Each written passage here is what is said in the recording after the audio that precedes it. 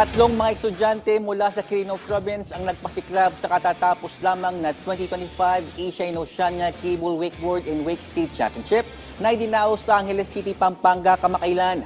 Kung sino-sino sila, kilalanin natin sa ulat ni teammate Rafael Bandairel. Dose-dose ng world-class athletes ang dumayo sa Angeles City, Pampanga nitong nakaraang weekend upang lumahok sa 2025 IWWF Asia and Oceania Cable Wakeboard and Wake Skate Championships. Bumida sa event ang mga heavyweights ng Asia tulad nila Raf Trinidad ng Pilipinas at Stanislav Fidelski ng Kyrgyzstan. Pero syempre, hindi rin nagpahuli ang mga junior wakeboarders ng Team Pilipinas. Kabilang na ang mga tubong Quirino na sina James Damance, Curly Santiago at Ryan Alias. Ang 12 anyos na si Curly, gintong medalya ang nasungkit sa Under-14 Ladies Wakeboard. Nakakaba po. Siyempre po, marami po nakakakamali, di ba? So, ano lang po, groupings. Hindi po, wala pong maiiwan for the all trainings. So, that's all. Maybe I'll join another competition and present Philippines again. Ang 10 taong gulang naman na si James, 7 buwan pa lamang ang nakakaraan nang simula niyang subukan ng sport na ito. Sa kabila niyan, siya ang nakakuha ng bronze medal sa Under-14 Men's Wakeboard category. Idol niya raw kasi ang top wakeboarder ng Pilipinas na si Trinidad at gusto niyang sundan ang mga yapak nito.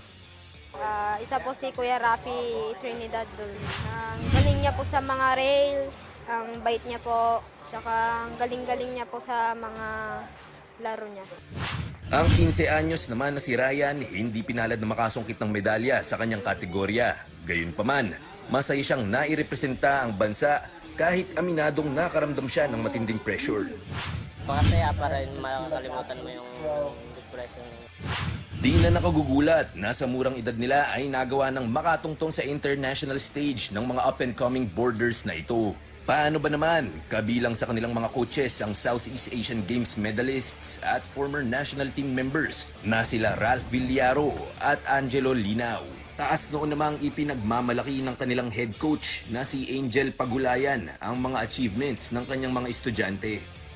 Super po. Super proud po ako sa mga bata.